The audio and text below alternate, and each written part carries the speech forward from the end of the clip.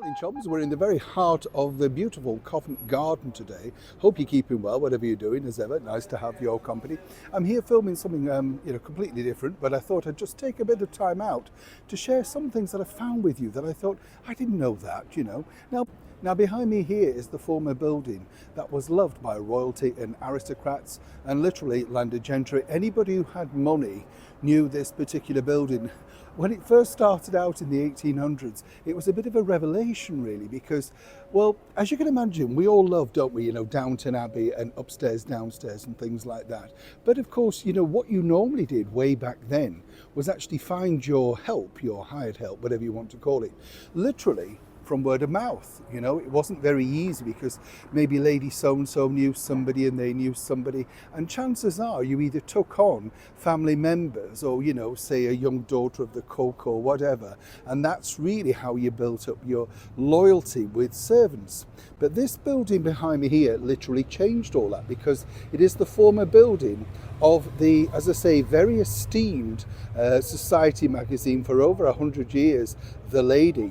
Now, sadly, The Lady's just gone into some kind of administration, and this particular building they sold for millions around about 2012. A lot of people were up in arms because it was a bit of a landmark, Everybody knew this particular building, and The Lady was so popular simply because it was the very first time that it was seen as acceptable to put in an ad to be looking for people, service, staff, whether that be mainly sort of ladies in waiting type figures or, under parlourmaid, that sort of stuff. Not so much for the men. The men still literally had to be found, again, through word of mouth, gentlemen's clubs, that sort of stuff.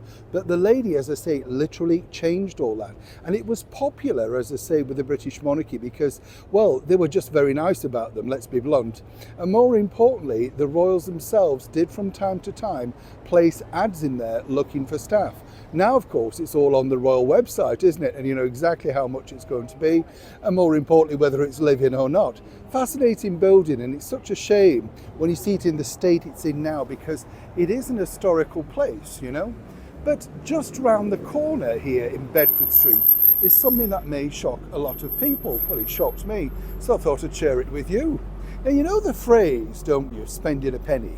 I think it's a universal phrase, isn't it?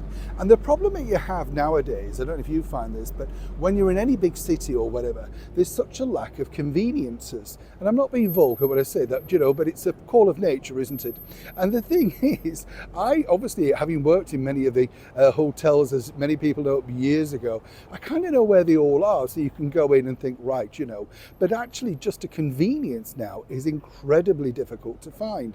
And if you go into anywhere like the big coffee chains and stuff, they don't want to help you because they don't really, and then they've got to have a code, and there's a big dilemma, isn't there, as you're all trying to get there. But in Bedford Street in 1852, literally everything changed, particularly if you were a lady. Let me explain. London's first modern flushable public toilets, known as public waiting rooms, opened in 1852 and were located at 95 Fleet Street and 51 Bedford Street. They were designed by the plumber and engineer George Jennings, whose monkey closets at the 1851 Great Exhibition popularised the concept. The Fleet Street facility was exclusively for men only, while the Bedford Street location catered exclusively to women. You can see the beauty of that was, well, really, it was a nice thing to do, but consequently the other side of it was that actually ladies could not necessarily go without, well, someone else. Oh yes, it was considered the height of, well, vulgarity, that sort of stuff. Real ladies didn't go out into the convenience in public. One waited until one had got back in their hansom cab or their carriage or whatever. But it really did change everything up until this point. And when you think about it, it then became more and more acceptable. What really was the change of nature in the game of this was when the big department stores came along a few years back, and the way that they managed to keep the ladies to stay and to shop for longer was to make sure that they included conveniences.